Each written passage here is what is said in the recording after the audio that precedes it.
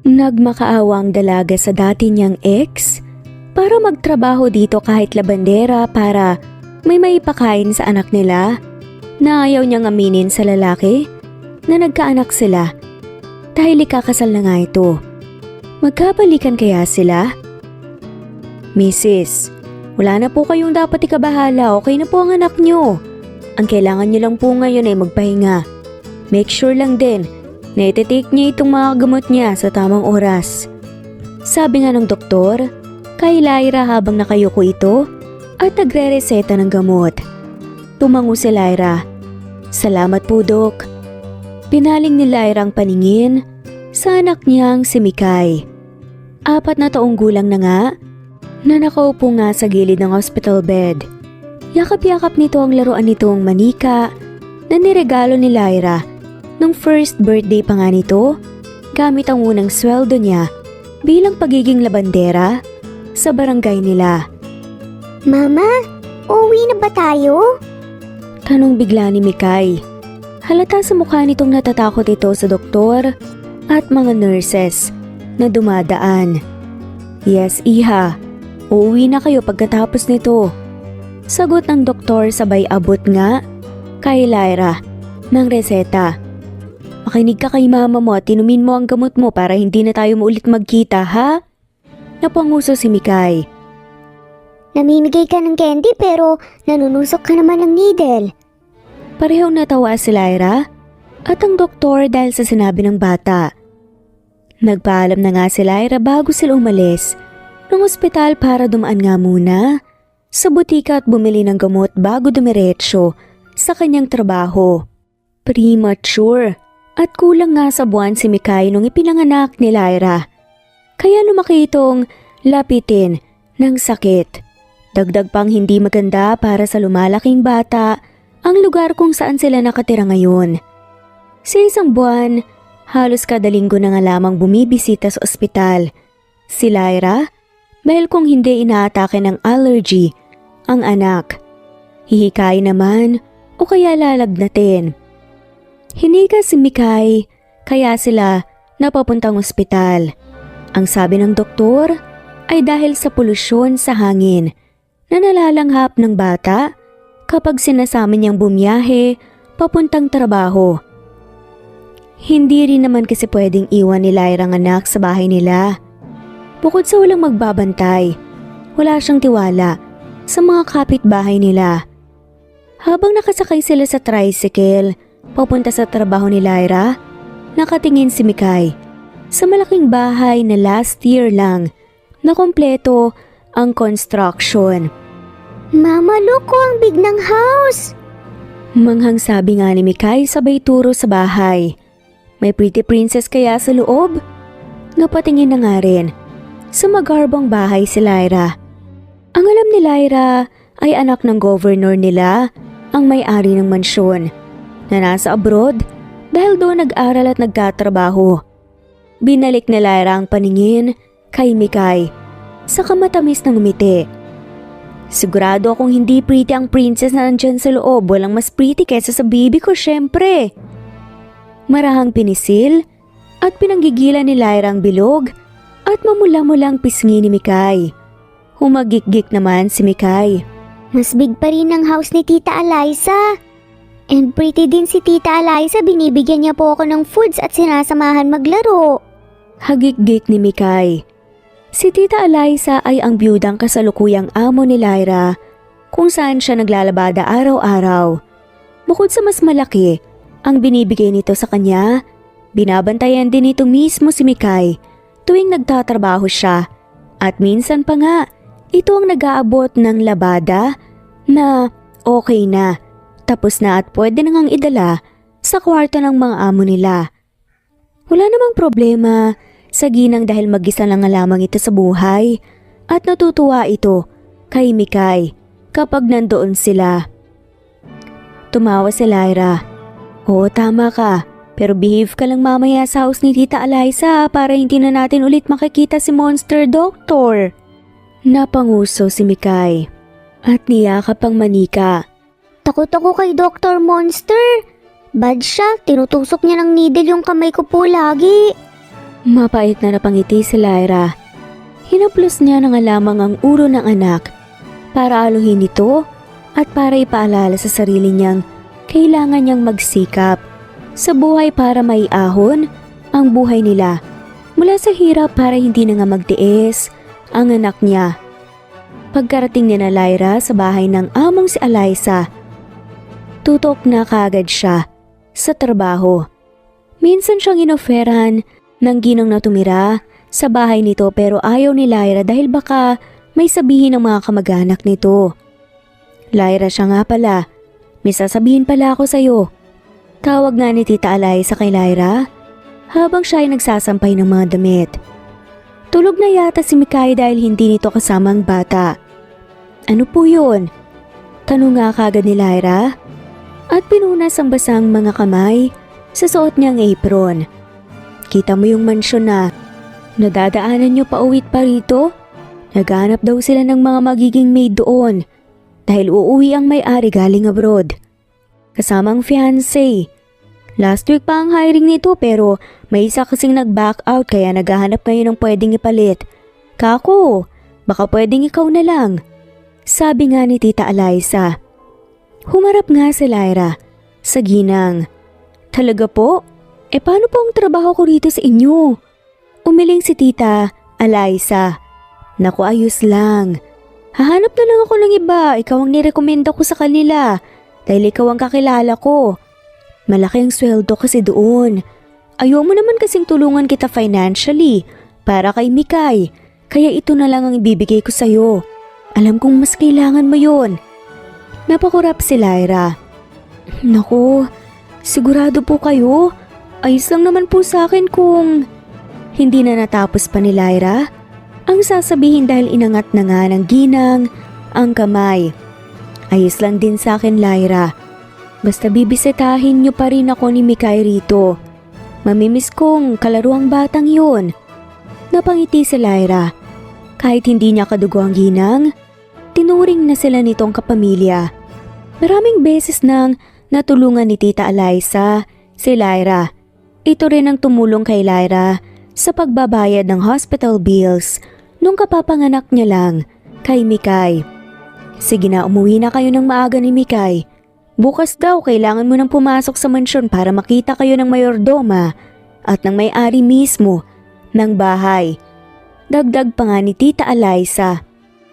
Kaya naman maagang tinapos ni Eliza at Lyra ang trabaho. Umuwi na nga sila Lyra at Mikay para makapaghanda siya. Binigay na nga rin ni Tita Eliza sa kanyang mga kailangan niyang dalhin at suotin para bukas. At noong dumating na ang bukas, iniwan muna ni Lyra si Mikay kay Tita Eliza bago siya dumiretso sa nag-iisang mansyon na malapit sa kung saan siya nakatira. May ilang nakatayo rin sa harap ng mansyon na pareho ng suot kay Lyra. Itim na dress na may puting apron. Mukhang mga excited ang mga to habang si Lyra ay kinakabahan sa hindi nga niya malamang dahilan. Balita ko, poging magiging amo natin. Bulong nga ng isang babae na nasa mid-20s pa lamang yata. Ay nako, sure yan. Ang ganda kaya ni Bianca. Anak ba naman ni Gov Francis? Naabutan ni Mama si Gov nung kabataan niya, dapat lang talaga ka-level nila ang mapapangasawa ni Bianca. Segunda naman, nang kasama nito bago sila sabay na natigilan. Bumukas ang malaking double gate ng mansyon at bumungad sa kanila ang sa tingin niya ay mayordoma ng mansyon. Form 1 line at saka kayo sumunod sa akin sa loob. Anunsyo nga ng mayordoma. Sinunod naman nila kagad ang sinabi nito at saka sila naglakad papasok. At habang naglalakad sila, hindi maiwasan ni Lyra na ilibot ang paningin sa paligid. Si Sir Adrian mismo ang pipili kung kukunin niyang kasambahay, kaya umayos kayo kung gusto niyong mapili. Sabi ng mayordoma. Nagulat si Lyra sa narinig. Nandito na pala mismo sa mansyon ang may-ari. At ito pa mismo ang pipili. Bumilis kagat ang tibok ng puso niya At nung nasa living room na nga sila ng bahay, natigil sa paghinga si Lyra. Lalo na nang nakita niya kung sino ang nakaupo ngayon sa gitna ng mahabang sofa. Makapal at itim na buhok nga at mga kilay. Mga matang malalim, light brown at nakakaakit. Ilong na matangos, mga labing mapula-pula at kissable. Ang panga nito na sobrang defined na parang detalyadong inukit ng Diyos. Malapad na balikat at katawang mala-Greek god. Napaka-perpekto, guwapong-gwapo at sobrang nakakaakit. Inangat nito ang tingin mula sa hawak na folder. Kaya nahigit na nga lamang ni Lyra ang hininga nang magsalubong ang paningin nila. Iniwas kagad ni Lyra ang tingin. Maring pumikit si Lyra at ilang beses kinumbinsi ang sarili na ang lalaking nakaupo ngayon sa sofa ay hindi ang inaakala niyang tao. Hindi alam ni Lyra kung anong mararamdaman sa mga oras na yun. Kaya pala siya kinakabahan kanina dahil ang taong magiging amo niya ay ang ex lang naman niya, mismong si Adrian. Sa peripheral vision ni Lyra, nakita niyang tumayo si Adrian kaya mas dumoble ang kabog ng dibdib niya. Everyone is hired except for her. Biglang salita nga ni Adrian kaya napabaling nang tingin dito si Lyra. Napakurap na nga lamang si Lyra nang makitang sa kanya nakatingin si Adrian at seryosong mukha nito. Ako ba? Tanong ni Lyra, sabay turo sa sarili. Nagbuga ng hangin si Adrian bago binaling ang paningin sa mayordoma. Escort her out. Ang mga hindi ko binanggit pwede mo na kaagad turuan ngayong araw. Napasunod na nga lamang ng tingin si Lyra kay Adrian nang lumakad na nga ito paalis at iniwan sila. Nagtataka at gulat namang nakatingin sa kanya ang iba niyang kasama. Te, may kasalanan ka bang nagawa kay sir? Mukhang may galit siya sa iyo eh. Komento pa nga ng katabi niya. Hindi makapagsalita, sa gulat si Lyra. At wala na nga siyang nagawa nung hinila na nga siya ng mayordoma palabas ng mansyon. Teka lang ho. Hindi na natapos pa ni Lyra ang sasabihin dahil pinagsarahan na nga siya ng mayordoma ng gate noong nakalabas na nga siya. Napatitig na nga lamang siya sa gate bago naihilamos sa muka ang mga palad. Seryoso ang mukha ni Adrian kanina habang nakatingin sa kanya. Pero alam ni Lyra na galit ito sa kanya. Kahit ilang taon na nga ang lumipas, may galit pa rin pala sa kanyang lalaki. Hindi niya inaasahang magkikita sila ulit at sa ganitong paraan pa talaga. Kaya naman, kahit gumabi na, hindi pa rin umalis si Lyra sa tapat ng mansyon ni na Adrian. May ilang dumaan ng nagakalang pulubi siya at tinaabutan pa nga siya ng pera at pagkain pero tinanggihan niya. Hinihintay niya kung kailan lalabas si Adrian para makausap niya itong tanggapin siya bilang kasambahay nito. Kung kailangan niyang magmakaawa para sa anak kay gagawin niya. Nilalamig nga si Lyra at napabahing na nga lamang siya. Habang pinupunasan niya ang ilong, napansin niya ang kotse ang papalapit, kaya tumayo siya. Huminto ang kotse. Sa tapat ni Lyra at bumaba mula sa backseat ang isang napakagandang dalaga na halatang may dugong bughaw. Good evening! Bati ng babae kay Lyra. Malambing ang boses nito. Nginitian nito si Lyra. May kailangan po ba kayo? Taga rito po kayo? Napatitig nga si Lyra sa babae. Taga rito sa mansyon daw ito. Malamang si Bianca ito at si Adrian. Kaya naman nakaramdam si Lyra na parang may tumutusok nga sa dibdib niya. Pinilit ni Lyra ng umiti para hindi magmukhang walang modo. Good evening po ma'am. Ako po si Lyra, bala ko po sanang mag-apply bilang kasambahay rito po sa mansyon kaso pinalabas po ako kaagad eh. Napasinghap si Bianca. What? Oh no, si Adrian talaga. Napahawak sa noo si Bianca. I'm so sorry he did that to you. Come with me sa loob. Kakausapin ko siya, I told him to hire everyone. Hinayaan na nga lamang ni Lyra si Bianca nang hawakan ng dalaga ang palapulsuhan niya. Sabay marahan nga siyang hinila nito pasabay sa paglalakad papasok ng mansyon. Sa postura, pananalita o galit itsura pa lamang ni Bianca, alam na nga ni Lyra na mabait ito at mukhang maalaga ito kay Adrian. "Stay here. Aakyatin ko lang siya sa kwarto niya at kakausapin ko," sabi ni Bianca. Pagkarating nila sa living room, nagtawag si Bianca ng maid para handaan ng merienda. Si Lyra bago ito tuluyang umakyat sa taas. Habang naghihintay si Lyra, nilibot niyang muli ang paningin sa loob ng mansyon. Napalunok na nga lamang si Lyra habang iniisip na noong sila pa lang ni Adrian, naalala niyang sa lumang sofa at sirang bahay nito para sila naglalagi noon. Pero ngayon, may sariling mansyon na nga si Adrian. Mapait na napangiti si Lyra. "Natupad mo na sa wakas ang pangarap mo, Aid." Iinom na nga sana si Lyra sa basong hawak niyang may juice nang makarinig siya ng mabibigat at mabilis na yabag ng mga paa mula sa taas. Napatayo na nga si Lyra nang makitang si Adrian palang lumabas. Magkasalubong ang mga kilay nito at mukhang galit na galit. "Good evening." Hindi na natapos pa ni Lyra ang pagbati dahil pagkababa nga ni Adrian sa hagdan, lumapit kaagad dito sa kanya. Saka siya kinaladkad palabas ng mansyon. Nabitawan pa nga niya ang hawak na baso kaya nabasag yun sa sahig. Nasaktan si Lyra sa lakas ng pagkakahawak nito sa braso niya. Pero hindi na nga siya nagsalita dahil baka mas lalo pang magalit si Adrian sa kanya. Nung malapit na nga sila sa gate ng mansyon, sakalang binitawan ni Adrian ang braso niya. Pakiramdam niya ay matatanggal ang kanyang braso dahil sa lakas ng pagbitaw nito. "Pinaalis na kita. Bakit ka pa bumalik?"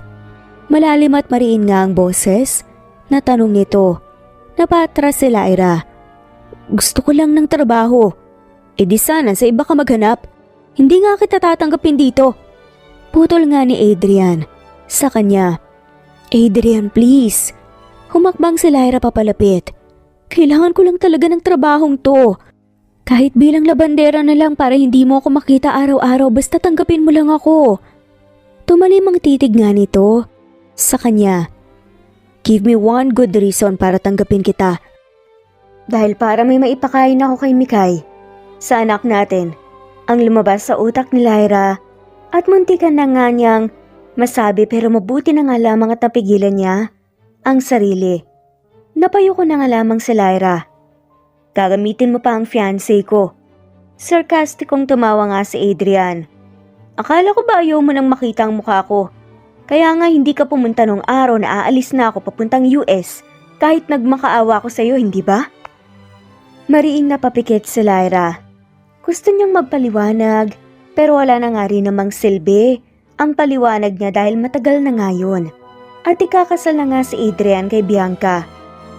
"Adrian, love?" Narinig nila ang boses ni Bianca mula sa main door ng mansyon. Nang tignan nila, nakatayo sa may pintuan si Bianca at halata ang concern sa mukha nito. Nagbuga ng hangin si Adrian. "Mauna ka na muna sa kwarto, love." "I like her, love." Biglang putol nga ni Bianca sa sinasabi nga ni Adrian. "Hindi naman talaga magbabago ang isip mo?" "Love." Tawag nga ni Adrian sa fiancé na para bang nagmamakaawa. Ngumiti si Bianca. "Sakto, kailangan ko ng personal maid habang nandito ako, love." "Marami tayong maid sa loob." Saad naman ni Adrian. Umiling si Bianca. Busy na sila sa house chores at ibang preparations para sa kasal natin next month, love. Gusto ko si Lyra. Napabuga ng hangin si Adrian. Ayaw na ngang makipagtalo pa sa fiancé. Kaya kahit labag sa loob ni Adrian, "Fine, we will hire her as your personal maid inside the house." Sabi na nga lamang nito. Tinapunan ng matalim na titig ni Adrian si Lyra. Bago nagmarcha papasok ng mansyon si Adrian. Sinundan nito ni Lyra ng tingin. Pero nalipat ang tingin niya Kay Bianca na malawak ang ngiti sa kanya. I'm sorry ulit, Lyra. But congrats din. You can start working here as soon as tomorrow. Good night. Sad na nga lamang ni Bianca. Ngumiti si Lyra. Maraming salamat po, ma'am. Good night po. Tumango lang si Bianca bago ito lumakad papasok sa mansyon nito. Napakagat na nga lamang si Lyra sa ibabang labi.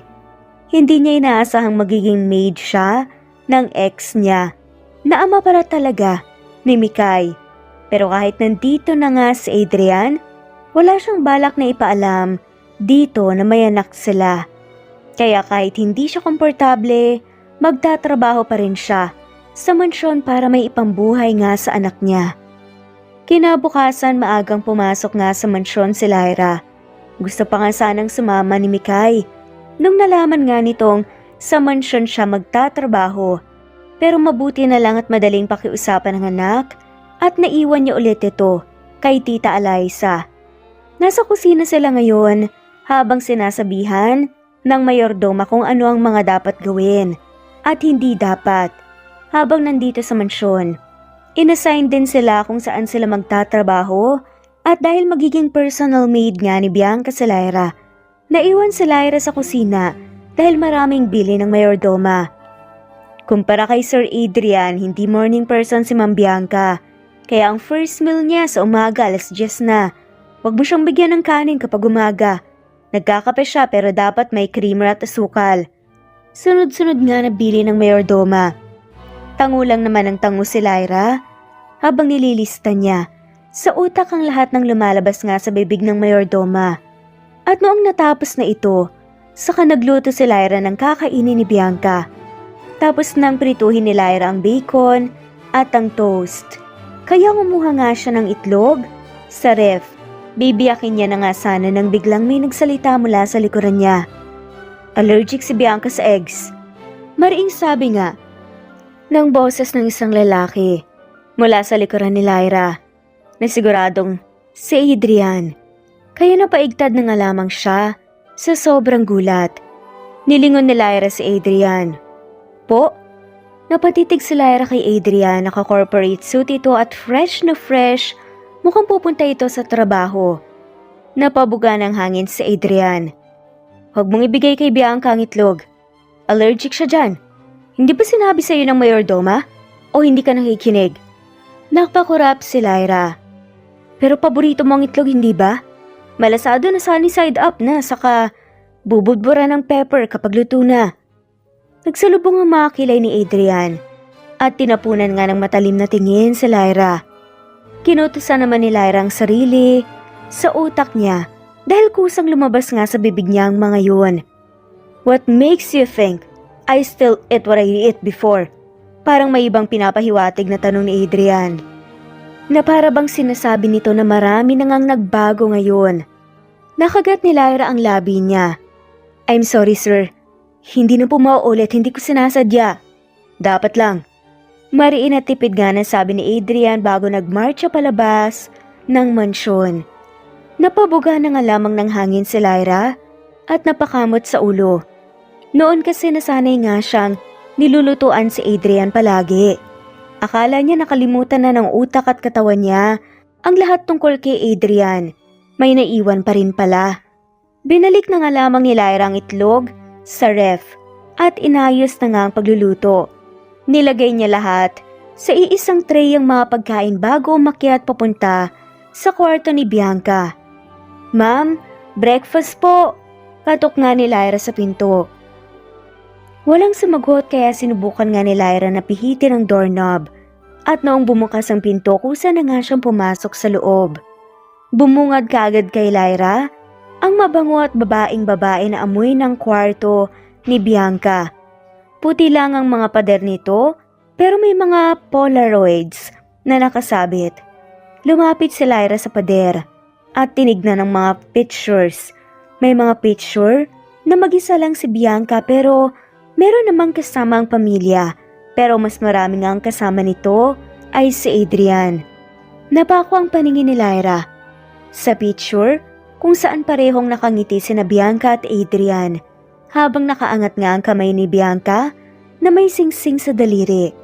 Parang tinusok ng karayom ang dibdib ni Lyra lalo na't parehong masaya ang dalawa sa picture, lalo na si Adrian. Lyra? Biglang may nagsalita sa gilid ni Lyra kaya napaigtad siya. Nagbaling nga ng tingin dito si Lyra at nakita niyang bumangon na pala si Bianca. Kinukusot pa nga nito ang mga mata at magulo rin ang buhok. Lumapit kaagad si Lyra kay Bianca. Ma'am, breakfast po. Sabi kasi ni Sisa na 10:00 po kayo kumakain ng breakfast. Tumango si Bianca. Yes, maliligo lang muna ako. You can leave the tray right there. Diyan ako kakain. Inaantok na sabi pa nga ni Bianca. Tinuro nito ang table na nasa gilid habang humihikab. Sinunod naman kaagad ni Lyra ang utos ng amo. Bumaba na nga ng kama si Bianca at pumasok sa bathroom. Lalabas na nga sana si Lyra pero sumilip sa pintuan ng bathroom si Bianca. Lyra, wait! Tawag nga nito, kaya napalingon siya at ngumiti si Bianca. Samahan mo ko mamaya, pupunta akong mall bibili ng shoes. Tumango si Lyra. Sige po ma'am.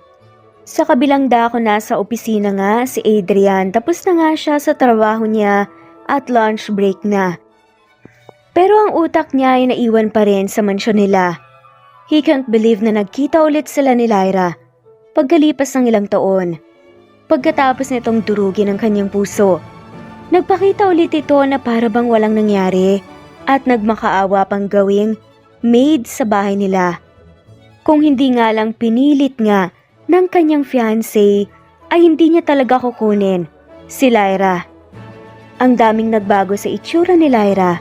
Simula noong huli nga silang nagkita, mas payat na nga si Lyra ngayon at mas maputla pa. Pero nandoon pa rin naman ang kurba ng katawan. Halata na rin ang eye bags nito at hindi na nga kasing pula ng dati ang mga labi nito. Parang mas mukha pa nga itong miserable kesa sa kanya na sinaktan mismo ng babae. Ano ba ang mga pinaggagawa nito sa loob ng ilang taon? Mariing napapikit na nga lamang si Adrian para tigilan ang pag-iisip kay Lyra. Nahila pabalik sa realidad si Adrian nang makarinig ng katok mula sa pintuan. Bumukas ang pinto at pumasok ang sekretarya. Sir, good noon po. Nasa labas po si Gov Francis, hinahanap po kayo. Sabi nga nito. Napatayo kaagad si Adrian. Lalabas ako. Tumango ang sekretarya at umalis na. Lumabas naman kaagad ng opisina si Adrian para batiin ang kanyang future father-in-law na si Governor Francis na nakaupo sa sofa ng lobby ng kanyang opisina. Nang makita nga ni Gov Francis si Adrian, kaagad itong tumayo at ngumiti. Good day Adrian, it's nice to see you again. Gov, it's nice seeing you again too. Lumapit nga si Adrian dito at sinalubong ang yakap nito. Tinapik ni Gov Francis ang likod niya. It's okay. You can call me Dad. After all, magiging anak na rin naman kita kapag kinasal na kayo ni Bianca. Tumawa nga si Gov Francis, kaya natawa na rin si Adrian. Kumain ka na ba ng lunch? Tanong ni Gov Francis. Umiling si Adrian. Not yet, may kailangan pa akong tapusin. Mamaya na yan. Pagbutol nga ni Gov Francis, sasabihin ni Adrian. Kumain tayo ng lunch. Magkwentuhan tayo over lunch. Ngumiti si Adrian sa katumango. Sure Dad. Tumawa si Gov Francis at tinapik nga ang balikat niya bago sila sabay na lumabas ng opisina ni Adrian. Gamit nila ang kotse ni Gov Francis habang papunta sa isang restaurant kung saan suki ang governor. Habang nasa biyahe sila, kinukwento nga ni Adrian ang buhay nila ni Bianca sa Canada rito.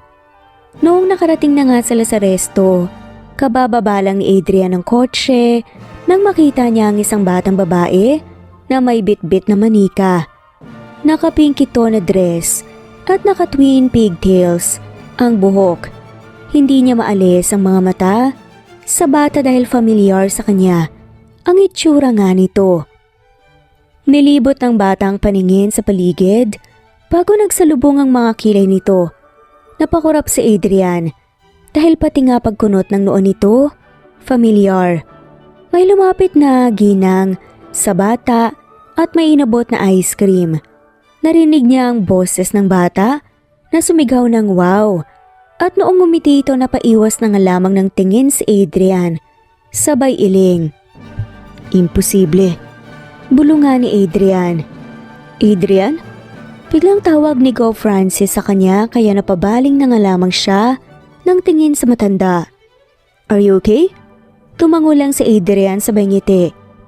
Yes, I'm fine dad. Tara na. Baka gutom na kayo. Tumawa na nga lamang si Go Francis. Gutom na nga ako eh.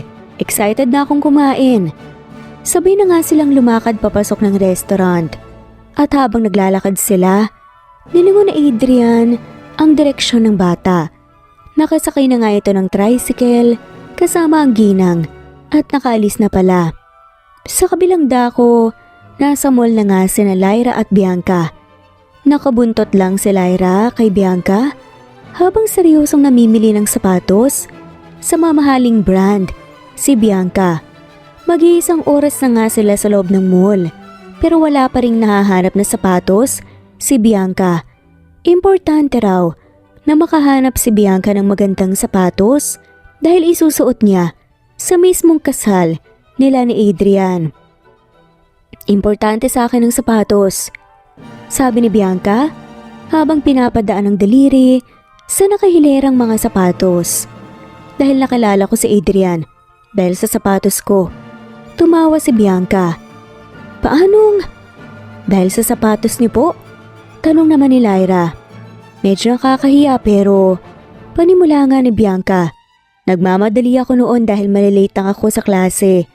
Sa sobrang pagmamadali ko, namali ako ng apak sa hagdan kaya nahulog ako. Natanggal sapatos ko noon. Si Adrian ang una at nag-iisang lumapit sa akin para tulungan ako. Siya rin mismo ang nagsuot ng sapatos ko.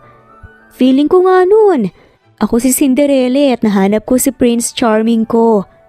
Napatitig na nga lamang si Lyra sa mukha ni Bianca. Umaapaw mula sa mga mata nito ang pagmamahal at halata rin sa mga ngiti nitong mahal nito si Adrian. Pumihit paharap si Bianca kay Lyra.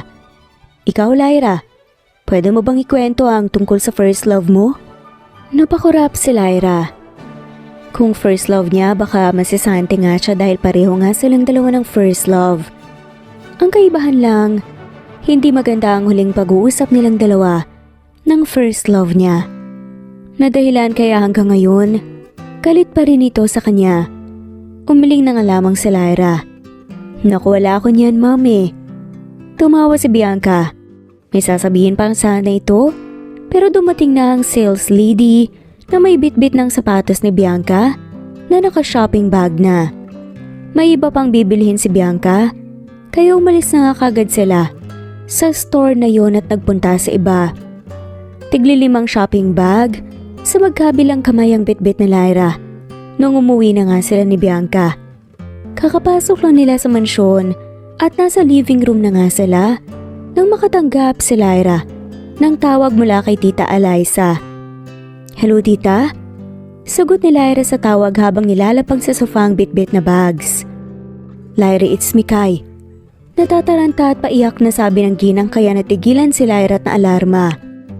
Bakit po? Ano pong nangyari? Nag-aalalang tanong ni Lyra. Nasa ospital kami ngayon.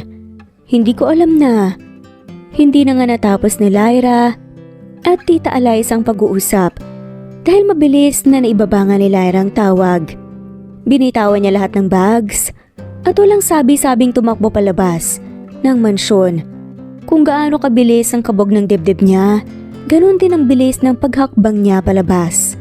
Nakalimutan niya na pumara ng tricycle sa sobrang pagmamadali.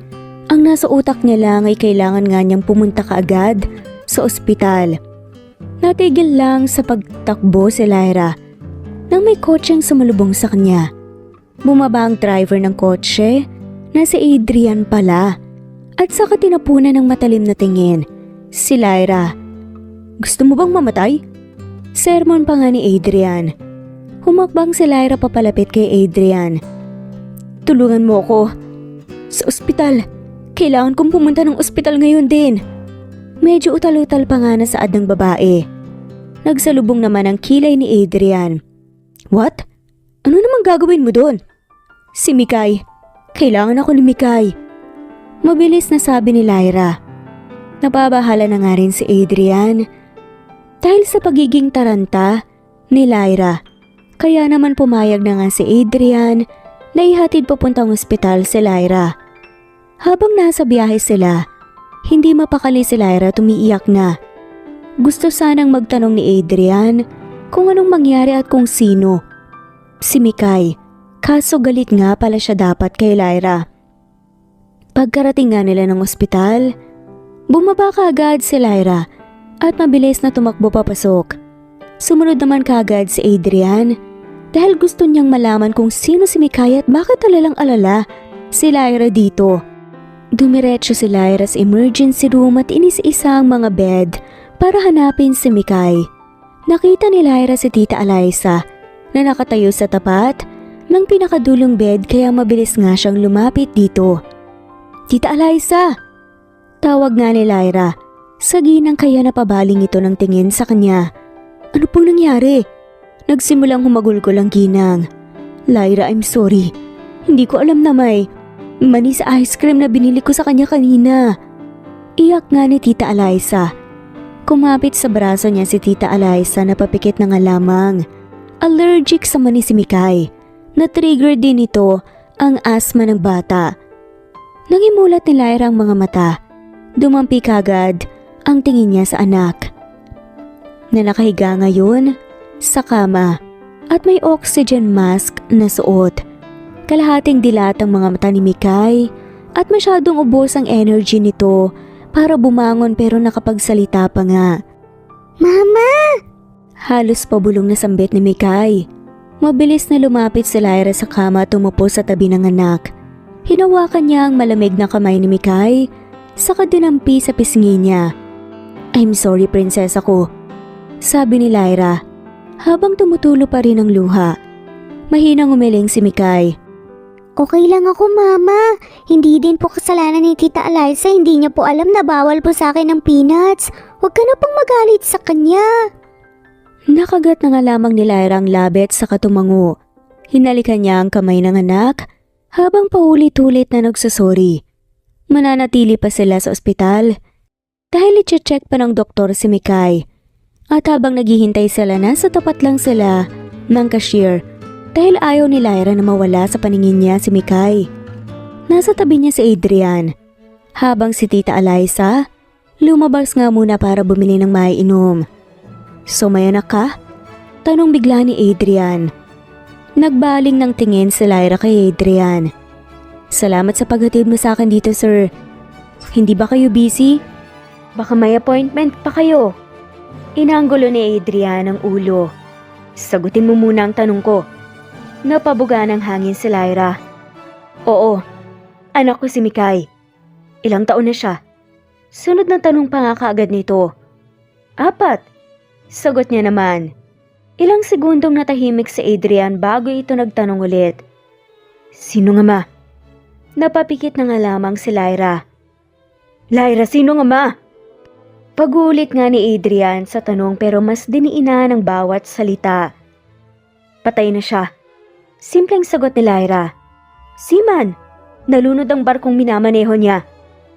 Natawa nga si Adrian. Seaman pero nagtatrabaho kang maid ngayon? Hindi ba dapat mayaman ka ngayon kung ganun? Gusto mo ang may maraming pera, hindi ba? Kaya mo nga ako iniwan. Adrian, hindi maiwasang tawagin ni Lyra ang pangalan ng amo. Pwede ba? Tapos na yun. Naiintindihan kong galit ka pa rin sa akin pero tama na, please. Matalim siyang tinitigan ni Adrian. May sasabihin pa sana ito pero tumunog ang cellphone nito. Pareho silang napatingin sa screen at nakita ngang si Bianca ang tumatawag. Nagbuga ng hangin si Lyra. Hinahanap ka na ng fiancé mo. Binigyan siya ni Adrian ng huling titig bago ito nagmarcha paalis. Nakahinga naman ng maluwag si Lyra. Ngayon lang din nag-sink in sa utak niya kung gaano siya katanga dahil sa lahat ng tao. Si Adrian pa talaga ang nilapitan niya kanina. Sigurado siyang hindi naniniwala si Adrian sa sinabi niya. Kaya naman namumroblema nga siya kung ano ang sasabihin kung sakaling magtanong na naman ito tungkol kay Mikay. Nalaman ni Bianca ang nangyari kay Mikay, kaya naman binigyan siya ni Bianca ng day off para matutukan ng pag-aalaga kay Mikay. Gusto pa nga sana nitong magbigay ng tulong kaso tinanggihan ni Lyra. Sa mga sumunod na araw, hindi kinausap ni Adrian si Lyra. Naintindihan naman ni Lyra, mas naging close na nga rin si Lyra kay Bianca at sumasama si Lyra sa babae kapag umaalis ito para sa food tasting at iba pang preparasyon nito para sa kasal dahil plano nilang dito sa Pilipinas magpakasal. What do you think, Lyra? Tanong nga ni Bianca habang umiikot para maipakita ang suot nitong bridal gown. Ngumiti si Lyra. Maganda ma'am, bagay po sa inyo. Humagikgik si Bianca. Sa tingin mo pasado kaya ito kay Adrian? Napakurap-kurap nga si Lyra. Oo naman, kahit ano naman pong sigurong suotin niyo maganda po sa paningin niya. Natawa si Bianca bago pumihit paharap kay Lyra at saka nagbuga ng hangin. He's really a great guy. Ang swerte ng taong mamahalin niya. Natawa nga si Lyra. Ang swerte mo ma'am. Natawa si Bianca at tumango-tango. Natapos na ang gown fitting kaya umalis na nga ng boutique sina Lyra. Uuwi na nga sila ngayon. Pero habang nasa biyahe sila, tumawag ang mama ni Bianca at gusto nitong sumaglit muna sila sa bahay nito. Kaya doon na nga sila napunta para mag-dinner dahil malapit na nga ring gumabi. Sa isang subdivision, nakatira ang parents ni Bianca. At mukhang may party pala dahil may ibang bisita pagkarating nila. Nasa likod lang si Bianca, si Lyra, habang maraming binabati at kinakausap. Si Bianca, mukhang nandito rin si Adrian dahil nabanggit ng isang bisita. Pinakilala ni Bianca si Lyra sa parents nito. Bago dumiretso sa kusina si Lyra para tumulong sa ibang kasambahay na busy sa pagsaserve ng mga bisita. Nabisi si Lyra kaya hindi nga niya masyadong napapansin ang ibang mga nasa party. Nung lumalim na ang gabi, kumonti na nga ang mga bisita. Nilibot ni Lyra ang paningin para hanapin si Adrian, pero hindi niya ito nakita. At mukhang napansin din ni Bianca na wala ito. Lyra, tulungan mo akong hanapin si Adrian. Nagala lang sabi nga ni Bianca habang papalapit kay Lyra. Nakainom yon, baka anong mangyari sa kanya? Sige mama, ko na pong maghahanap sa kanya sa taas. Sagot naman ni Lyra. Mabilis na umakyat si Lyra sa ikalawang palapag para hanapin si Adrian.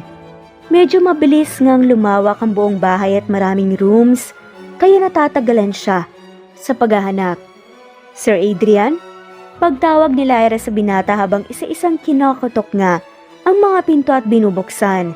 May bumubulong kay Lyra na dumiretso sa pinakadulong pinto sa hallway, kung saan ang library. Kaya naman dumiretso siya roon at diretso na nga lamang ding binuksan ang pinto. Bumungad kaagad kay Lyra ang nagtatangkarang shelves ng mga libro. Di mga light sa buong silid. Tanging ilaw mula sa glass window ang nagbibigay liwanag sa silid. Dumapo ang paningin ni Lyra sa lalaking nakatihaya sa sofa at nakapikit. May katabi itong dalawang bote ng alak, ang isa ay wala ng laman habang may kalahati pa ang isa. Sir Adrian, humakbang si Lyra papalapit sa binata. Hinahanap na po kayo ni Ma'am Bianca, sir. Sinubukan ni Lyra na sundutin nga ang braso nito, pero hindi ito nagising. Bahagyang niyugyug ni Lyra ang braso ni Adrian pero hindi pa rin talaga nagising. Napabuga si Lyra ng hangin. Tatawagin ko na lang po si Ma'am Bianca. Lyra, biglang bulong ni Adrian. Malalim ang boses nito at mukhang nananaginip nga. Napakurap si Lyra at naramdaman nga niyang tumalon ang puso niya. Hindi nga niya alam kung ano ang kanyang marereact. Ano naman kayang napapanaginipan nito at pati pangalan niya ay involved. Sir, bangon na po, hinahanap kayo ni Ma'am. Sinubukan ni Lyra na alalayan patayo si Adrian kaso masyado itong mabigat. Kaya naman, noong dumausdos ito pahiga sa sofa nasama si Lyra at nadaganan ni Adrian ang kanyang braso. Nagbuga ulit ng hangin si Lyra. Sir Adrian, Hindi na natapos pa ang sasabihin ni Lyra dahil nagbukanga ng mga mata si Adrian at nasalubong nga niya ang mapupungay na mga mata ni Adrian. Ilang segundong tumitig si Lyra kay Adrian. Nagulat na nga lamang si Lyra nang marahang dumampi ang mainit na palad ni Adrian sa pisngi niya. We were together for almost 5 years. Bulong nga ang panimula ni Adrian. Lasing pa rin. Okay naman tayo ah. Wala namang problema sa atin. Kaya nagtaka ako. Bakit tayo humantong sa ganito? Napakurap si Lyra. Baka iniisip nga nitong si Bianca siya. Hindi na nga lamang pinansin ni Lyra ang mga sinasabi nito dahil lasing ito. Sir, hinahanap na po kayo ni Ma'am Bianca. Nasa baba. Lyra. Husky na nga ang boses ni Adrian. Nahigit ni Lyra ang hininga. Nang humaplos ang daliri ni Adrian sa pisngi niya, na para bang isa siyang manikang babasagin sa sobrang lambot. Sabay tayong nangarap. Nangako tayong sasamahan natin ang isa't isa sa hirap at ginhawa. At sa paggamit ng mga pangarap natin, Lyra, you broke your promise to me. Habang pinapakinggan ni Lyra si Adrian, napalunok na nga lamang siya at napaiwas ng tingin. Kailangan, Adrian. Sa wakas nakapagsalita na nga rin si Lyra. Wala kang maaabot kung mananatili ka sa tabi ko. Mas importanteng maabot mo ang mga pangarap mo kaysa sa akin. But you were the dream, Lyra. Sagot ni Adrian. Rumihistro nga ang kirot at panghihinayang sa mga mata ni Adrian. I was so willing to risk everything for you. Walang silbi ang mga pangarap ko kung hindi ikaw ang kasama kong tumupad ng mga yun. Mariing napapikit si Lyra. Nanginginig na nga ang boses at paghinga ni Lyra. Adrian, wag mong kalimutang may fiancé ka. Si Mikay. Sa halip ay sabi ni Adrian, inignore ang sinabi nga ng babae. Anak ba natin siya? Anak ko ba siya? Na hindi ko man lamang alam na anak ko pala siya. Kahit na, may time pala na siya na mismo yung nagabot sa akin ng labada mo. Lasing ka lang. Matulog ka na nga lang muna. Tumayo si Lyra at aalis na nga sana siya pero biglang hinawakan ni Adrian ang braso niya at hinila siya pabalik kaya napasinghap si Lyra. Parang tumatagos sa kaluluwa niya ang titig ni Adrian. I hated you for pushing me away. Kung hindi ko ginawa yun, sa tingin mo, magiging ganyan ka ka-successful, Adrian? Kung tayo pa rin hanggang ngayon, sigurado kung pareho tayong nahihirapan ngayon. Naalala mo ang sinabi ko noon? Na ayaw mo sa akin dahil wala akong pera. Na mahirap lang ako. Na wala akong mararating sa buhay. Isa-isang sabi nga ni Adrian at napapikit na nga lamang si Lyra. Yun nga ang dinahilan niya kung bakit nga iniwan niya ang lalaki. Labag sa loob naman talagang sabihin niya yon kay Adrian. Mahirap lang si Lyra, ulila pa. Si Adrian maraming pangarap, malaki ang tsansa sa buhay. Ayaw namang hadlangan ni Lyra ang pag-angat ni Adrian sa buhay. Masakit din sa kanya pero kinailangan niyang saktan si Adrian para tumuloy ito, paalis ng bansa. Kaya ako nagsumikap dahil gusto kong pagbalik ko. Iisipin mong nagkamali kang iwan ako, na nagkamali kang saktan ako. Hindi nakapagsalita si Lyra at may namumuong kung ano sa lalamunan niya. Kaya napalunok na nga lamang siya. Umiinit na nga rin ang mga mata niya. Lyra, it's still you. It's always been you. Bulong nga ni Adrian. Hinaplos ulit ni Adrian ang mukha niya. Parang sinasaksak ng ilang daang kutsilyo ang puso ni Lyra. Hindi na nga niya nakayanan kaya marahas nga niyang tinulak papalayo si Adrian. Malalaki ang hakbang na lumakad nga siya. Paalis, pero pagbukas ni Lyra ng pinto, napaigtad siya dahil nakatayo nga siya sa labas. Si Bianca at mukhang kararating lang. Nakita mo ba siya, Lyra? Nag-aalalang tanong pa nga ni Bianca. Pinilit ni Lyra ngumiti, pero kinakabahan siya. Nandito po siya sa loob, lasing na lasing po yata nakatulog eh. Gumilid si Lyra, kaya pumasok na nga si Bianca at lumapit kagad si Bianca kay Adrian at sinubukan itong gisingin. Kaso ayaw bumangon ni Adrian. Napabuga ng hangin si Bianca bago nagbaling ng tingin kay Lyra. Lyra, you can leave now. Dito na lang muna kasi matutulog kami dito, bukas na kami uuwi. Sabihan mo si Manong Drew na ihatid ka na pa uwi. Mabilis na tumango si Lyra. Sige po ma'am. Tinapunan ni Lyra ng huling titig ang itsura ni Adrian bago siya tuluyang umalis doon at umuwi na nga. Kinabukasan ay day off ni Lyra. Nagpasalamat nga siyang nataon ang day off niya ngayon dahil hindi niya alam kung paano haharapin si Adrian. At mas lalo na nga si Bianca pagkatapos ng pag-uusap nga nila ni Adrian. Para hindi masayang ang oras ni Lyra, naglabad nga ulit siya kay Tita Eliza at para may kalaro nga si Mikay. Ayaw pa nga sana ni Tita Eliza dahil day off niya, pero mapilit talaga si Lyra. Nung natapos na maglaba si Lyra, hinanap niya kaagad si Mikay para kumain nga ng tanghalian. Kaso pagdating ni Lyra sa kusina, nagulat siya dahil may kasama sina Tita Eliza at Mikay na hindi niya inaasahan. Lahat sila ay napabaling ng tingin kay Lyra. Pagdating niya, ang lawak-lawak ng ngiti ni Mikay at may bitbit nga itong isang box ng marshmallow brand na paborito nga nito. Mama! Masayang bati nga ni Mikay sabay kaway sa kanya. Come here, Mama. Nandito po ang friend mo. Visit ka daw po niya. Napakurap si Lyra at napatingin na nga lamang kay Adrian na nakangiti ang mga labi pero nanunusok nga ang tingin sa kanya. Pilit ngumiti si Lyra. Malalaki ang hakbang na lumapit siya kay Tita Eliza. Tita Eliza, pwede po bang ilabas muna si Mikay? Saglit lang po. Malisyosong tinapunan naman ni Eliza nang tingin si Adrian bago tumango. Dinampot kaagad ni Tita Eliza si Mikay. At nung nakaalis na nga ang dalawa, pumihit nga si Lyra paharap kay Adrian. Anong ginagawa mo rito? Tanong kaagad ni Lyra kay Adrian. Nagangat ng kilay si Adrian. Bakit bawal ba? Tinanggap ako ng may-ari. Patay mali siyang sabi na nga lamang nito. Napahawak si Lyra sa noo. Please, umalis ka na. Paano pang? Ayoko. Mariing tanggi naman ni Adrian. I want to spend some time with my daughter. Hindi nga sa'yo si Mikay. Tumaas na nga ang boses ni Lyra dahil nai-stress na nga talaga siya. Umangat nga ang gilid ng labi ni Adrian. Really? Allergic siya sa mani. Pareho kami.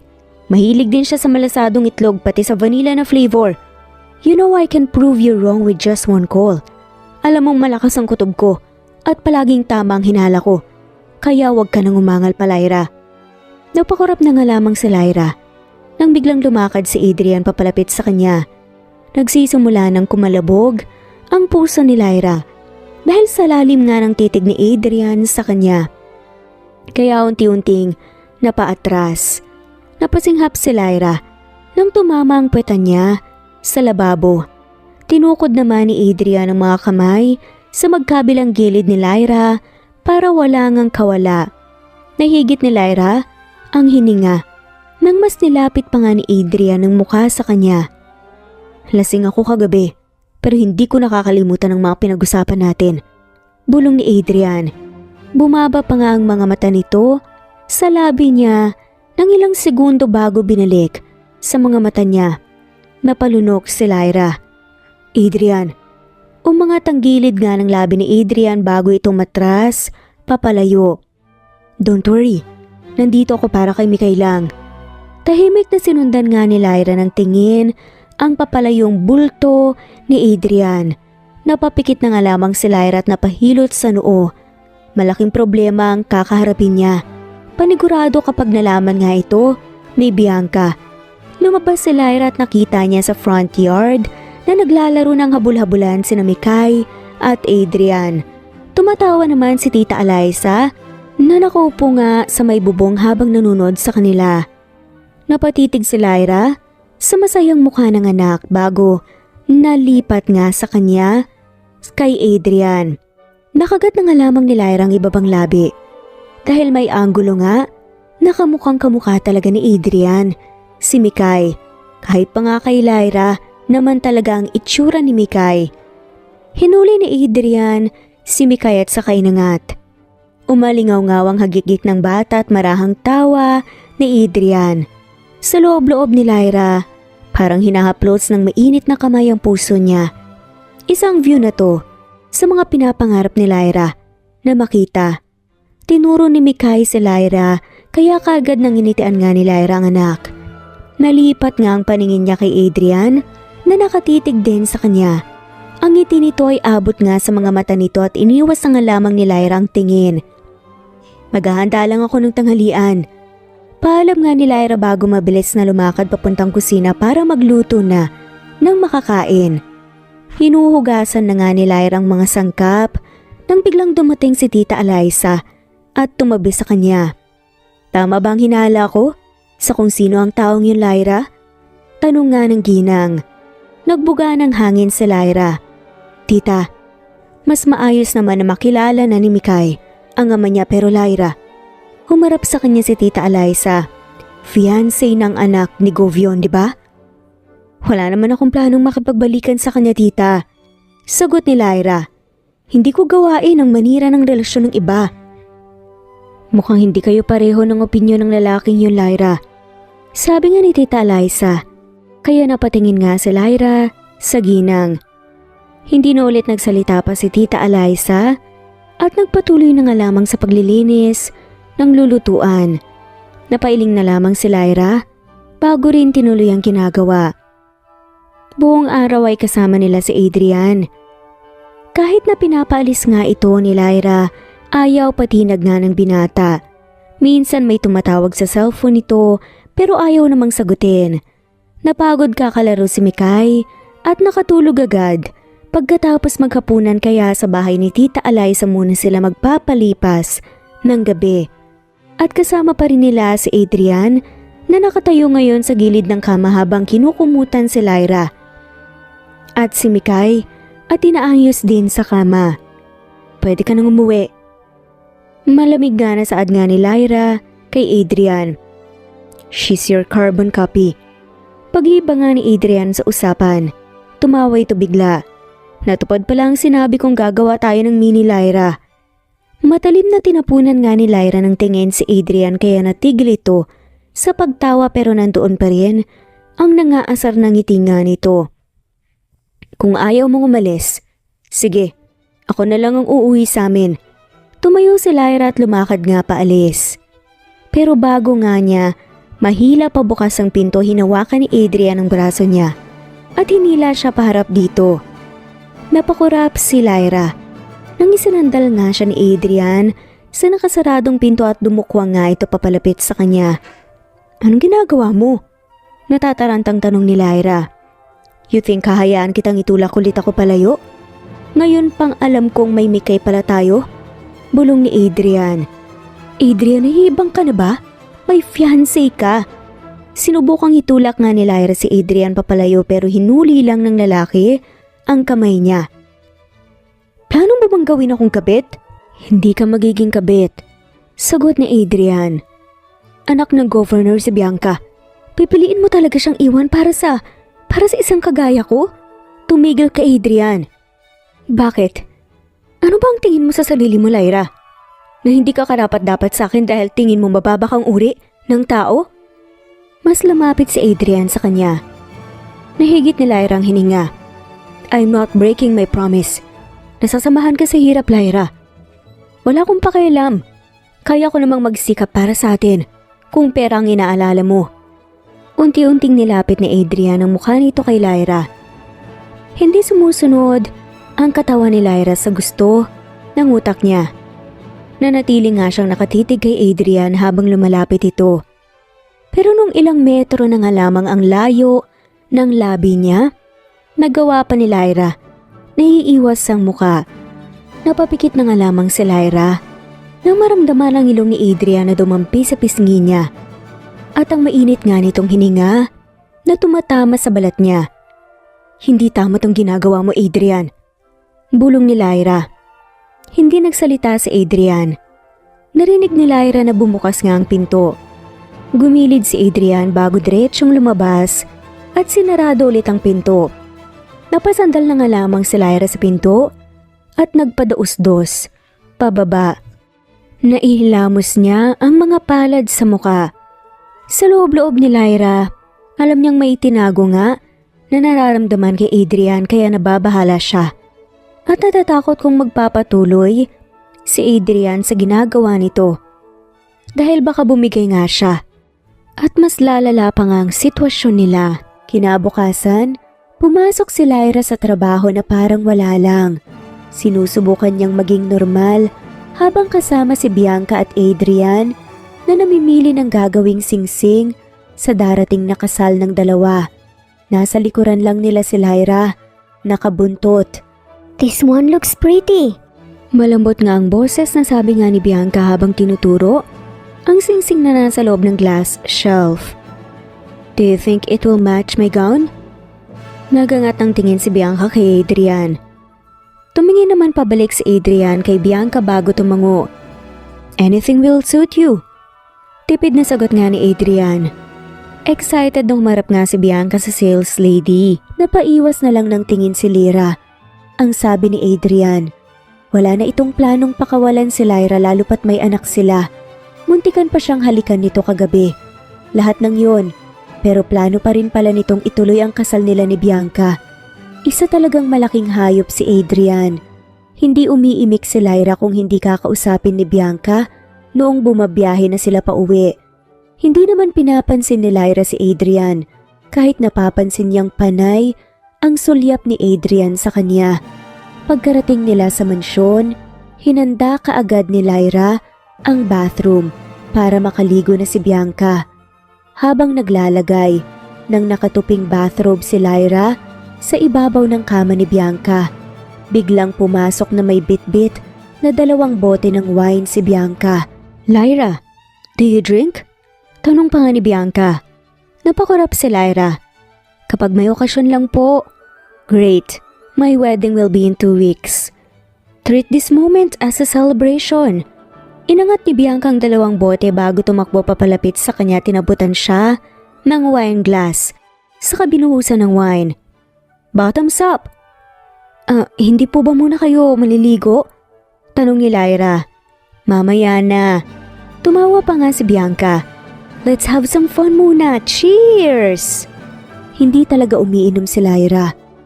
Ang huling beses na uminom at nalasing siya ay noong sila pa ni Adrian. Natatakot siyang uminom ulit dahil noong huling beses siyang nalasing, may mikay na nabuo. Pero wala siyang choice dahil ang amo na niya mismo ang nag-aya. Dala na rin siguro ng guilt, kaya pumayag siya.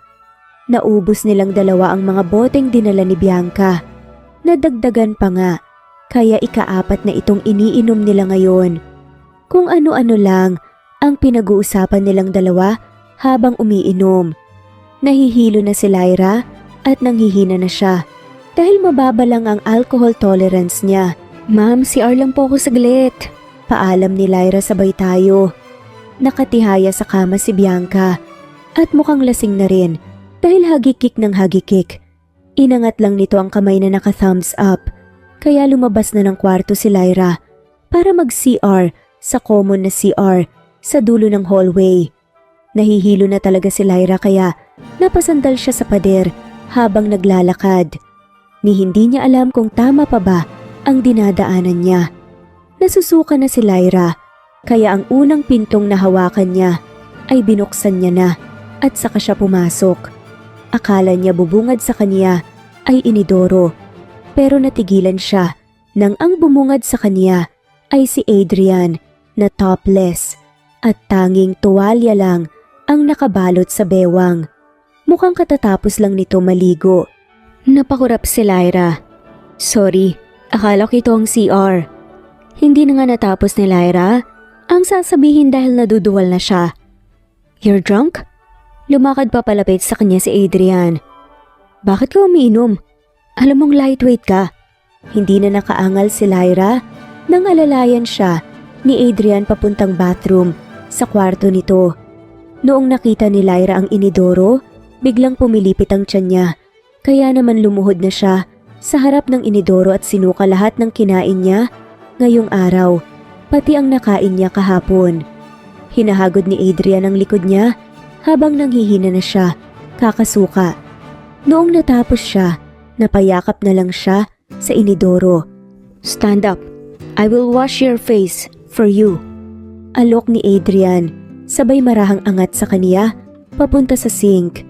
Hinang-hina na siya at nahihilo na rin, kaya hinayaan lang niya si Adrian. Noong pupunasan na ni Adrian ang mukha niya, pinaharap siya ni Adrian dito.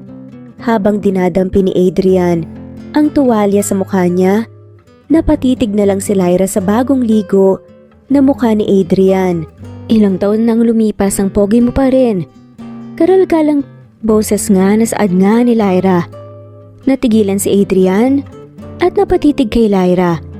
Humagikik naman ang babae, sabay kinurot nga ang pisngi ng lalaki. "Stop," maring saad ni Adrian. "This is why I didn't like seeing you drunk. Lumalabas ang flirting skills mo kapag lasing ka." "Flirting skills, ha?" Inanggulo ni Lyra ang ulo niya. "Naaakit ka sa ginawa kong pagkurot sa pisngi mo? Ikaw yata ang malandi eh." Tumawa pa nga si Lyra. Hindi na nagsalita pa si Adrian at nagpatuloy lang sa pagpupunas sa mukha nga ni Lyra. Tahimik na tinitigan naman ni Lyra si Adrian. "I'm happy na sensado ka na sa buhay, Ad.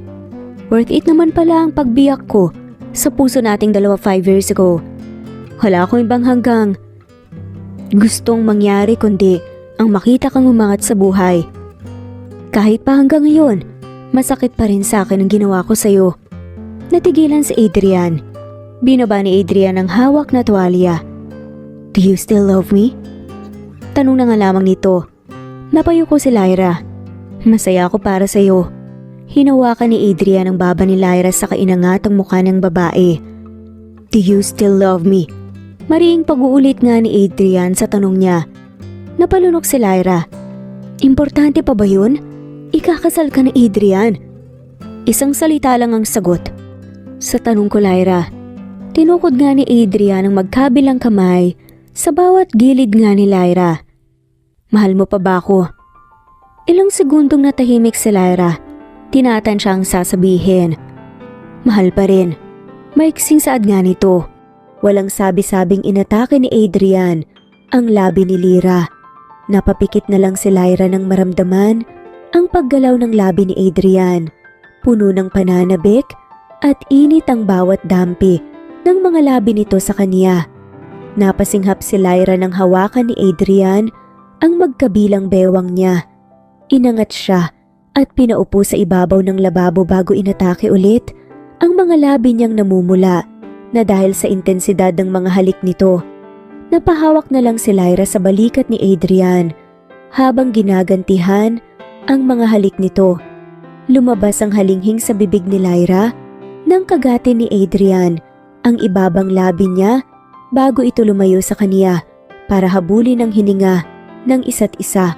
Parehong nalalasing at mapupungay ang mga matang nagtitigan sila sa isa't isa. Nahimasmasan na si Lyra at sa kanya lang natanto ang ginawa nila. Namilog ang mga mata niya at mabilis na tinulak papalayo si Adrian. Napahawak na lang si Lyra sa mga labi habang tumatakbo palabas ng kwarto ni Adrian at bumalik sa kwarto ni Bianca. "Sunga-sunga mo talaga, Lyra!" Paulit-ulit ang sabi ni Lyra habang tumatakbo nga. Pagbukas ni Lyra sa pinto ng kwarto ni Bianca, natigilan siya nang makitang nakatayo na sa tapat ng bintana si Bianca. May hawak itong wine glass na may laman at malalim ang iniisip. Marahang humakbang papasok si Lyra. "You know, I'm always the smartest kid in class since kindergarten." Panimula nga ni Bianca. "Sa pamilya namin ako ang pinakamatalino. Pumasa pa nga ako sa entrance exam sa isang international school eh. Pero alam mo, bakit hindi ako tumuloy kahit dream kong school yun?" Humarap si Bianca kay Lyra. "Dahil kay Adrian." Napalunok si Lyra. "Love at first sight. Pagkatapos ko siyang makilala sa hagdan ng college, alam kong siya ang hinahanap kong lalaki." Mapait na umiti nga si Bianca. Kaso taken na pala siya noon. Mahal na mahal niya ang girlfriend niya. Niayaw nga niyang sumama kapag inaaya lumabas kasi sabi niya hinihintay siya ng girlfriend niya. Napakurap si Lyra. College pa lang, Kilala na ni Bianca si Adrian? Ibig sabihin nun pati siya. Kilala ni Bianca. Masama na kung masama pero may parte sa akin na natuwa nung nalaman kong naghiwalay kayo. Napayuko si Bianca. Napaawang naman ang labi ni Lyra. Hinabol ko siya hanggang aburod, Lyra. Pinalabas kong coincidence lang pagkikita namin pero ang totoo, sinusundan ko talaga siya. Pinilit ko ang sarili ko sa kanya, kahit alam kong mahal ka pa rin niya. Rumihistro ang sakit sa nararamdaman ng puso ni Bianca sa mga mata nito. I took advantage of the fact that he was miserable and lonely. Kaya napapayag ko siyang maging boyfriend ko. Iniisip ko na baka matututunan ka rin niyang kalimutan, na matutunan niya ring mahalin ako. Kaya kahit na mag-iisang taon pa lang kami, gusto kong ikasal na kagad kami. Napakurap si Lyra. Ma'am Bianca. Pero pagpapatuloy nga ni Bianca, nung nakita kita sa tapat ng gate namin, hindi yun ang first meeting natin, Lyra. Kilala na kita. College pa lang tayo, hindi mo lang ako naalala dahil hindi mo naman ako kilala. Hindi alam ni Lyra kung anong mararamdaman sa impormasyong sinasabi nga sa kanya. But the moment I saw you in front of our gate, I realized, umiling nga si Bianca. Tadhana ang kalaban ko. Hindi ako mananalo. Kaya kahit masakit, tinanggap kita sa mansyon dahil alam kong ikaw lang ang makakapagpasaya kay Adrian. Araw-araw ko nakikita si Adrian na sumusulyap sa'yo. Tinitiis ko kapag ikaw ang bukang bibig niya kahit sinasabi niyang kinamumuhian ka niya. Dahil alam kong deep inside, mahal ka pa rin niya. Pero paano ang kasal niyo, Ma'am Bianca? Ikakasal na kayo, di ba? Tarantang tanong nga ni Lyra. Hindi ko matatali ang taong ayaw magpatali sa akin, Lyra. Tumawa si Bianca, pero nangilid ang mga luha nito. Totoo pala talaga ang sinabi nilang ang mga matatalino ang pinakabobo at tanga pagdating sa pag-ibig. Napalunok si Lyra. Ma'am Bianca. Pinahid ni Bianca ang mga luha na nakangiti pa rin. It's okay, Lyra. Hindi ako galit sa'yo. Hindi ako magagalit sa'yo simula ngayon. Si Santi ka na, Lyra. Wala nang kasal na magaganap kaya wala yung personal maid na kailangan. Lumakad si Bianca, papalapit kay Lyra. Hinawakan nga nito ang pisngi ni Lyra pagkalapit nito. Nagunahan naman ang mga luha ng babae. Make him happy for me, Lyra. Pasagang boses na bilin nga ni Bianca. Hindi na rin napigilan ni Lyra ang sariling mga luha. Ipinulupot niya ang mga braso sa bewang ni Bianca at umiyak na rin. Gumanti ng yakap si Bianca at tahimik na umiyak habang hinahaplos ang buhok ni Bianca. Despite what happened tonight, I hope we still stay as friends, Lyra. Sabi ni Bianca habang umiiyak. I hope you won't hate me. Hindi rin ako magagalit sa'yo, Ma'am Bianca. Ang tanging nasabi ni Lyra. Ilang minuto pa silang nagyakapan at nagiyakan. Naawa si Lyra sa pinagdaanan ni Bianca, kaya gusto niyang aluin palalo ang babae, pero pinapauwi na siya ni Bianca. Kaya naman kahit gabi na, umuwi pa rin si Lyra. Noong nasa bahay na siya, ilang beses tumatawag sa kaniya si Adrian, na hindi niya naman sinasagot dahil pakiramdam niya, nagtataksil sila ni Adrian kay Bianca. Kahit naman maayos na nakapag-usap si Lyra at Bianca. Dahil sa paningin ng lahat, engaged pa rin si Adrian kay Bianca. Hindi na muna bumalik si Lyra sa pagiging labandera kay Tita Alisa. Natanggap na ni Lyra ang sweldo niya mula sa pagiging personal maid ni Bianca, kaya ginamit niya yon para magbakasyon silang dalawa ni Mikay sa malayo. Hindi pa nakakapunta ng beach si Mikay dahil ayaw dalhin ni Lyra ang anak sa dagat. Natatakot siyang matrigger ang ubo nito kapag tumatagal sa tubig. Kaya naman ngayong bakasyon nila, dinala niya sa beach sa malayong probinsya ang anak. Nakahiga sa recliner si Lyra habang tinitingnan ng anak na bumubuo ng sandcastle kasama ang iba pang bata. Cute na cute si Lyra sa anak na nakasuot ng pink na one piece na may wavy na skirt at naka-twin pigtails ang buhok. May nakatali na floater sa magkabilang braso ng anak. kahit hindi naman ito lumulusong sa dagat. Mikay, halika muna rito, sunscreen ko ulit. Tawag ni Lyra sa anak. Tumayo naman ang anak at kamapit kaagad. Hinihingal pa nga ito dahil sa pagtakbo. Mama, hindi ba susunod sa atin si Papa? Biglang tanong ni Mikay habang nilalagyan niya ng sunscreen ng braso nito. Natigilan si Lyra. Papa, nasabi ko naman sa iyo na wala. Mama, alam ko na po. Narinig ko po kayong nag-talk ni Tita Eliza sa kitchen dati, yung lalaking friend mo po na nag-visit. Siya po ang papa ko, di ba? Tapos, siya din po minsan yung binigyan ko po nung nilabhan nyo, di ba po? Sabi nga ni Mikay kaya napaawang ang malabi ni Lyra. Naalala pala ng kanyang anak ang mga yon.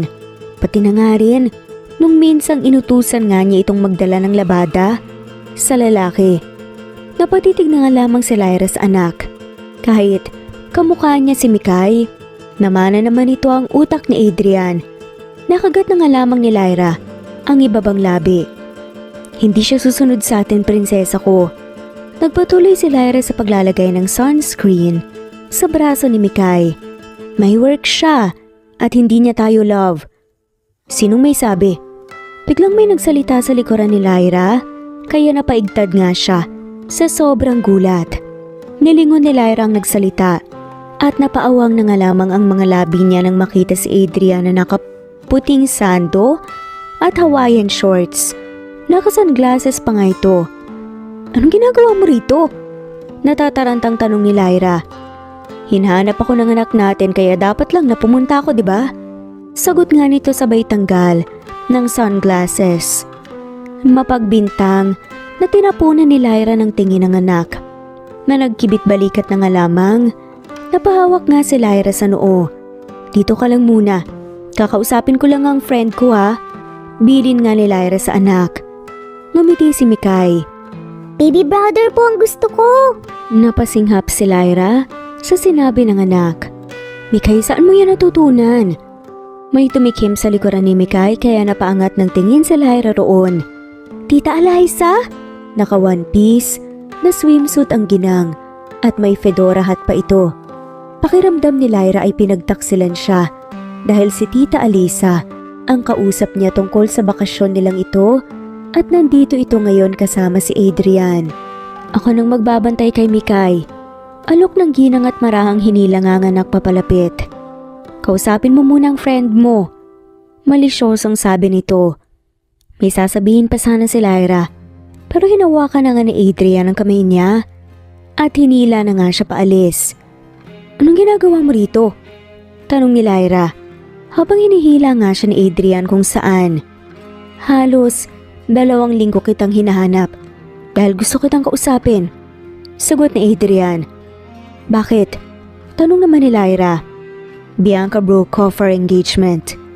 Humarap si Adrian kay Lyra. Alam kong nag-usap kayo noong gabing yun. Sinabi niya sa akin ang lahat bago siya nagdesisyong hindi na ituloy ang kasal. Nagiwas nga ng tingin si Lyra. Mabait si Ma'am Bianca. Hindi niya deserve to. Tumango-tango naman ang lalaki. Simula pa lang alam naman niyang ikaw talaga ang mahal ko, Lyra. Deklara ni Adrian, kaya napaangat ng tingin si Lyra sa binata. Kaya alam niya ring simula pa lang, hahantong din kami sa ganito. Alam ko naman na deserve niya rin ang pagmamahal na deserve niya. Hinila ulit ni Adrian si Lyra papunta sa walang taong CR. Nilak ni Adrian ang buong CR bago kinulong si Lyra sa pagitan ng mga bisig niya. Lyra, mahal kita. Bulong ni Adrian. Pwede ba tayong magsimula ulit? This time kasama na si Mikay. Nakagat na lang ni Lyra ang ibabang labi. Tumapo ang mga mata niya sa nakaawang na mga labi ni Adrian. Dumukwang siya papalapit at saka pinatakan ng halik ang mga labi ng binata. Yun na ang sagot ko, sabi ni Lyra. Umangat ang gilid ng mga labi ni Adrian bago yumuko at marahang dinampi ang mga labi nito sa mga labi ni Lyra. Marahan at puno ng pag-iingat ang galaw ng mga labi nito. I love you, bulong ni Adrian. Naramdaman ni Lyra na marahang dumadaplis ang mga labi nito sa labi niya habang nagsasalita. Pinulupot ni Lyra ang braso sa leeg ni Adrian at marahang hinila papalapit. I love you. Bulong nga niya pabalik. Baby brother ang gusto ni Mikay. Pwede pa nating ihabol dahil 1 week lang bakasyon nyo rito, di ba? Bulong nga ni Adrian. Uy, ano ka ba? Sinasakyan mo naman yung bata eh. Kababati pa nga lang natin. Tinampal naman ni Lyra ang likod ni Adrian. Dahil sa biro nito, pareho silang natawa. Walang pagdadalawang isip na inatake ni Adrian ang mga labi ni Lyra. Kung gaano karahan ang halik nito kanina, ay siya namang bilis at puno ng init na nagsasalubong ang mga labi nila. Pinatong ni Adrian si Lyra sa sink at noong bumaba sa leeg at dibdib ni Lyra ang mga halik ni Adrian, tinanggap na ni Lyra na hindi na nga nila malalabanan ng tadhana, kaya sa pangalawang pagkakataon, bubuksan niya ang pinto na si Adrian lang ang tanging may hawak ng susi sa puso at buhay niya. Kagaya ng pinangarap at pinangako nila noon sa isa't isa, sabay nilang bubuhayin si Mikay at ang mga magiging anak pa nila sa hinaharap. Sa pagkakataong ito, hinding-hindi nasusukuan ni Lyra si Adrian at maging si Adrian kay Lyra. Namuhay nga sila ng matiwasay at puno ng pagmamahal, lalo na ng pagkatapos nga ng kanilang kasal. Sila nga ang ikinasal sa na-prepare nga ni na Bianca at Adrian na dapat sa kasal nga nila.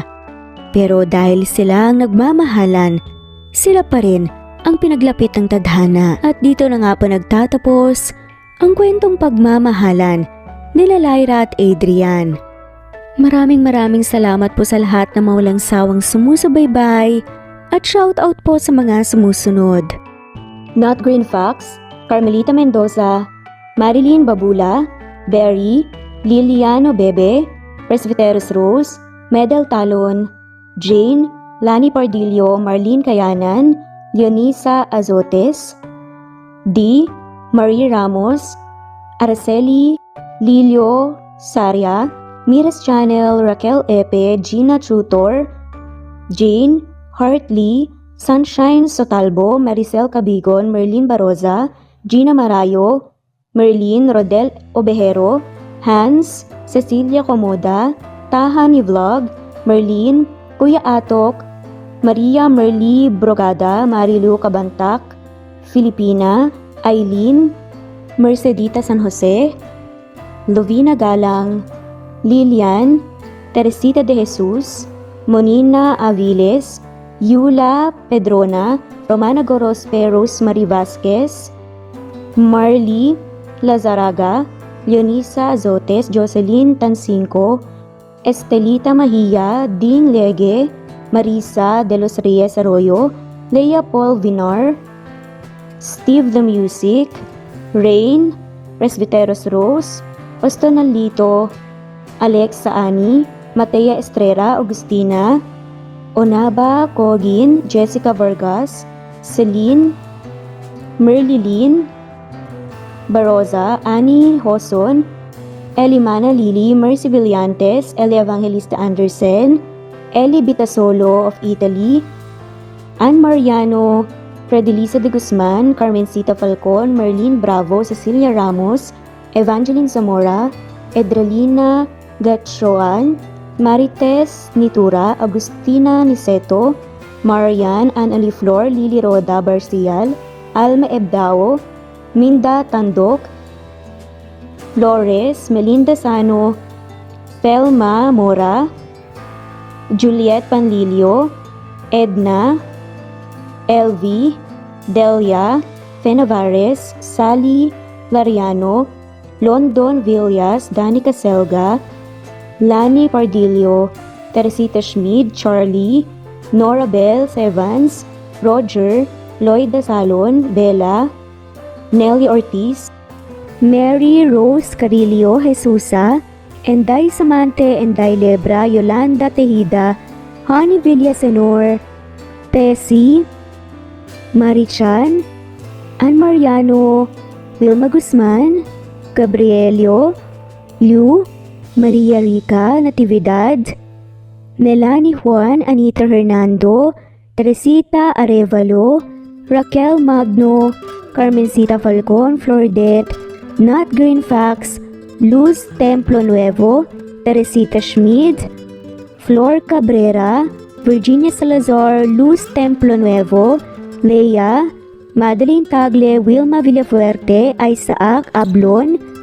Menchita de Belen, Federico, Mercy Edrosolo, Fe, Adamson Machas, Quinciano Ebas, Eli Ramirez Elizabeth Gilas, Harem Ruhi, Julius Edna Romero, Charlie Angelina Samia Emma Gadiano, Rosemary Vasquez Lisa, Estelita Mahia, Elvi Candontol, Corazon Danke of University of Eastern Philippines University, Teresita, Neil Bacolor, Evangeline Zamora, Charlie Jane Clemente, Susan Upaga, Susan Rodrigo, Fred Deliza de Guzman, Juby Hernandez, Helen Morillo, Edarlina Fahil, Rosie, Juliet Kaday, Kuya Atok, Betty Losnong,